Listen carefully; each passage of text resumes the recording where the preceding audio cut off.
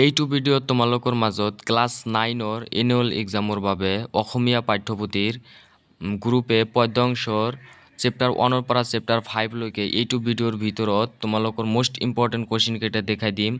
তোমালোকে এইকেইটাই চাবা, ইয়াৰে পৰাই তোমালোকৰ 95%ৰ ওপৰত কমন পৰিব। তোমালোকে টিক চিন মাৰি ল'বা।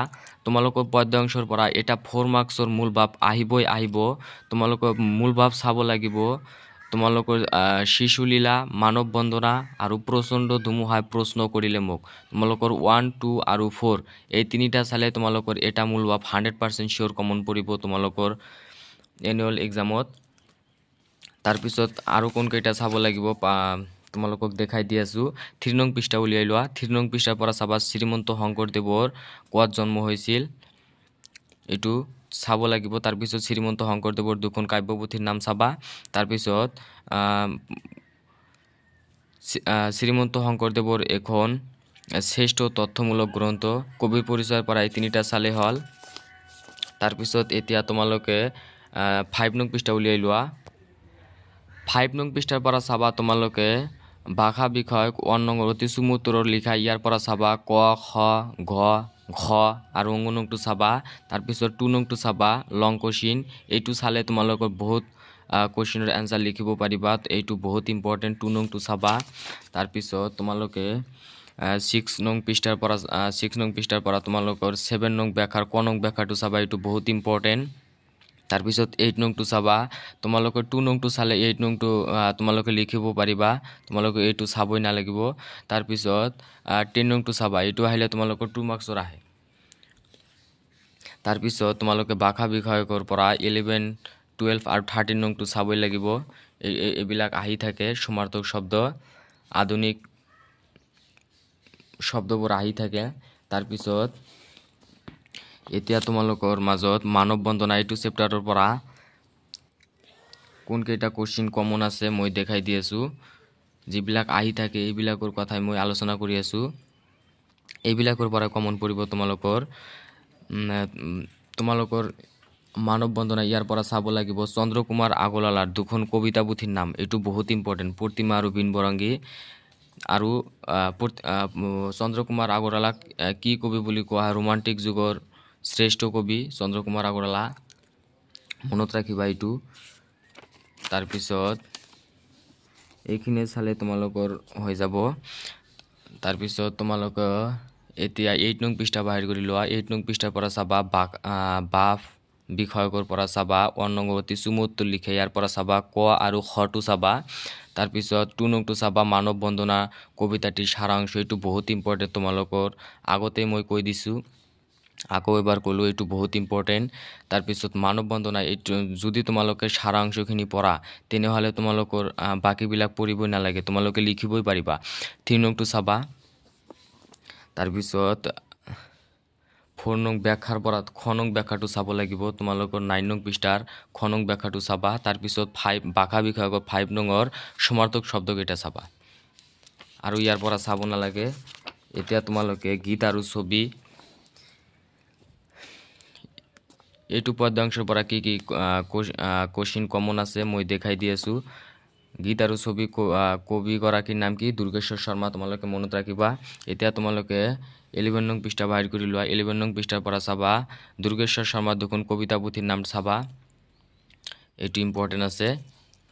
তাৰপিছত তোমালোকে ভাষা বিষয়কৰ পৰা চাবা 1 নং অতি চমুত্তৰ লিখে। ইয়াৰ পৰা চাবা ক, ঘ, ঘ, অংগ নংটো চাবই লাগিব। এইকেইটা অংগ নংটো বহুত ইম্পৰ্টেণ্ট।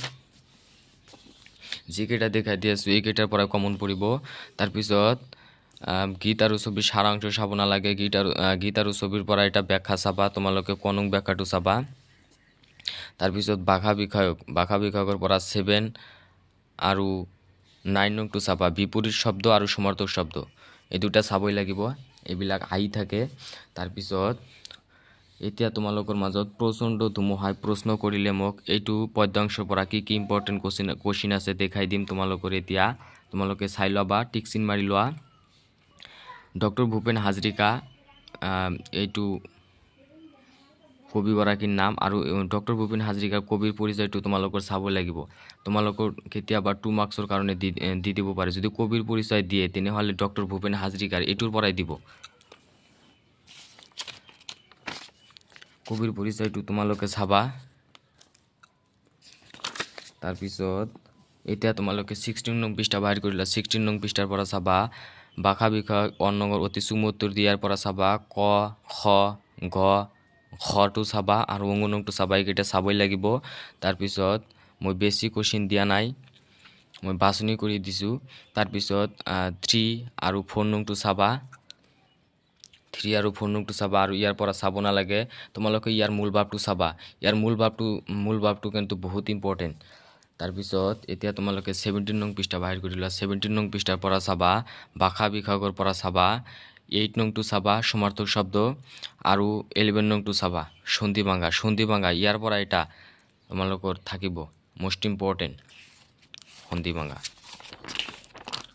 তাৰ পিছত এতিয়া মোৰ দেখ এই কবিতাটি বাহিৰ কৰি লোৱা ইয়াৰ এই পদ্যাংশটোৰ পৰা তোমালোকৰ কি ইম্পৰ্টেন্ট কোশ্চেন আছে মই দেখাই দি আছো এই মোৰ দেখ পদ্যাংশটি কোনে ৰচনা কৰিছিল এইটো হীৰেন ভট্টাচাৰ্য তোমালোকে মনত ৰাখিবা তাৰ পিছত 19 নং পৃষ্ঠা বাহিৰ কৰি লোৱা এতিয়া 19 নং পৃষ্ঠাৰ পৰা চাবা হীৰেন ভট্টাচাৰ্য কোন কবিতা পুথিৰ বাবে সাহিত্য একাডেমি বঁটা লাভ কৰিছিল তোমালোকে মনত ৰাখিবা এইটো 100% শিওর হওয়ার চান্স আছে 600 পথার মানু এইটো বহুত ইম্পর্টেন্ট তার পিছত হীরেন ভট্টাচার্য দুটা কবিতা পুথি চাবা কবিতা পুথি কেতিয়াবা দি দিয়ে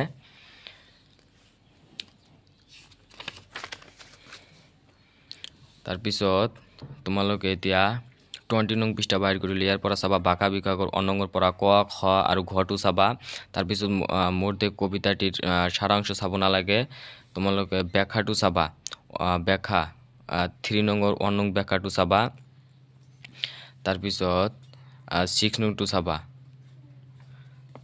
ভাষা বিভাগৰ পৰা 7 আৰু 8 নংটো চাবা সমাৰ্থক শব্দ আৰু বিপৰীত শব্দ এইকেইটা চাবা যিকেইটা দেখাই দিলো এইটো ভিডিওৰ ভিতৰত এইকেইটা চালে তোমালোকৰ 95% ৰ ওপৰত তোমালোকৰ কমন পৰিব ইয়াৰে পৰাই